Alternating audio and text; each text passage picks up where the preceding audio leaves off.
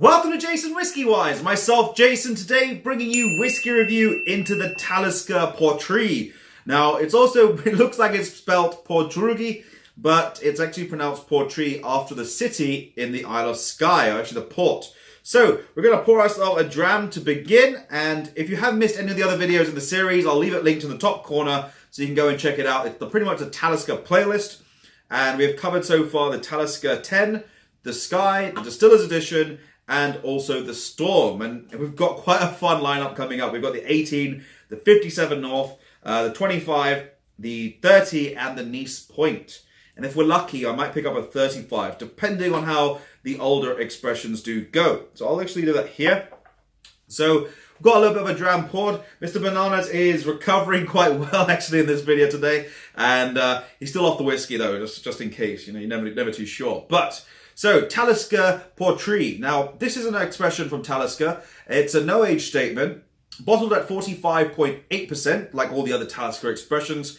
The cask selection in this one is that it's finished off in port casks, so it gives it a little bit more of a different character. And in terms of its actual distillery, it is from the Talisker Distillery. They are actually owned by the parent company, Diageo, and they are located in the Isle of Skye in Scotland, known as the Islands of Scotland. Now, the price point on that bottle over there, which is a full-size bottle, it's around about £50 at this point in time in the market. I did a bit of online research and shopping recently when I was buying some whiskies, and I saw a really good deal at £42. So there is some really good deals to be had at this point in time, especially on the Port Ruighe. Now, in terms of exclusivity, it's not an exclusive one, as it's part of their core expressions. And in terms of caramel colouring, it doesn't stay on here, but I can imagine it might have just a little bit. But you can definitely see that port pinkish character really coming through in this whiskey, which just looks, oh, I love port casks. So let's begin by actually going and assessing the nose of the whiskey, into the nose. So to begin on the nose for the Talisker Port Ruighe, whoa, it's got definitely all those port characters coming through. I'm getting raspberry ripple ice cream, which is one of my favorite ice creams, I have to admit. I got a bit of a sweet tooth at the minute. I got a little bit of even black currants coming through. A little bit of sea sprays there, but it's faint. It's quite well rounded. A bit like in the Distillers edition. When they use these finishing methods, it really rounds it out very well. There is a little bit of a maritime, salty character that's there, but it's followed up by quite a nice, gentle smoke. There's even a little undertone note of like a spiced orange, which is very faint, but if you roll it around your nose, you'll definitely be able to find this one. And there's a little note over there of what reminds me of raisin bread. A little bit of sweetness, which I'm going to pinpoint as fudge. And the red berries are still there. They remain so consistent throughout the whole nosing, which is one of my favorite tasting notes. So let's get into the palate. I'm looking forward to this one. Slanger. So to begin on the palate for the Port Ruighe, the spiciness, the smoky character, they were almost masked on the nose, but now when you put them onto the palate, they're enhanced.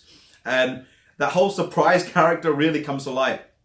That smokiness is a little bit more evident, a bit more stronger than what you actually get on the nose. The nose is gentle, and even on the Distillers edition, on the palate, it wasn't this strong. It's much more amplified.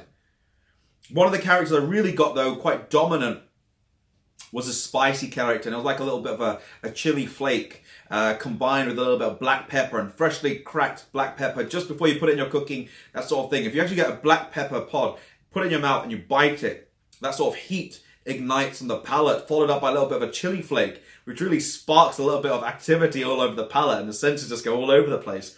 You do get a nice sort of character of that little bit of sweet raspberry. I'm going to have a second sip, but it does also have a very distinctive orange character. So from the orangey character, this second sip, I'm actually not getting so much of the spices and the sort of the warmth on the palate.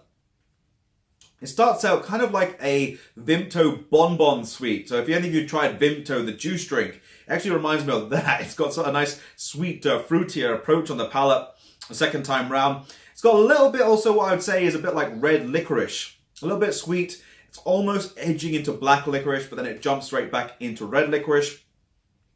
With a bit of hints of like a berry salted berry sundae that's the one for you. It's like with salted caramel with combination of berries and the salted caramel ice cream drizzled over the top with a bit of dark chocolate sauce.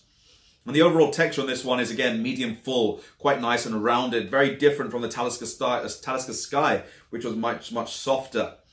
So let's get into the finish, and then we'll come to our conclusion on the Portree. So now on for the finish for the Portree. The actual overall consistency and the overall texture and the length of it, it actually cuts itself a little bit shorter than the Distillers edition, which I'm kind of glad I got to do them comparatively to really understand this.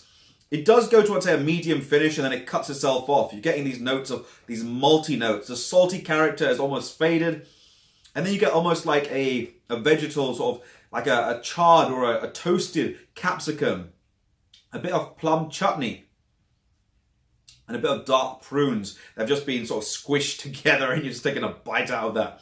But overall, that's about it. Mainly getting that malty residue on the back of the palate, which seems to hold quite strong, and it's a medium, I'd say, sort of finish for this one. So overall opinions on this one, I've got to give it a rating, and I'm going to go over here. I'm giving this one an 88 out of 100.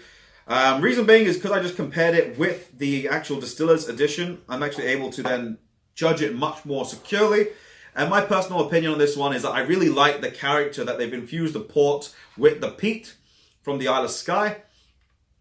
And that sort of smoky essence with a little bit of spiciness is actually masked on the actual nose. But then as soon as you take it to the palate, it ignites and those flavors really start to develop. So this is one that if you want to experience something a bit more different from a different angle, if you like the Distillers edition and you want those more of those port characters, those berries, at the same time it does have a little bit more of that smoky character. So if you're looking for a step up from the Distillers edition, maybe this is the one you'd like. But for me, I personally like the fact that that one's a little bit more rounded. But it doesn't take away the marvel that Talisker are doing with these finishes. And I'd actually like to see, and if anyone from Talisker is watching this, a Madeira matured Talisker or a Madeira finished Talisker. I think that would be insane. So anyway, I'm going to leave it at that before I go into my suggestions. But on that note, if you have enjoyed by all means, feel free to drop it a thumbs up. Be sure to hit the subscribe button, which I'll leave over here. And be sure to check out some of my other videos here on screen. This has been JasonWhiskyWise, and I'll catch you all for the next video. Sláinte.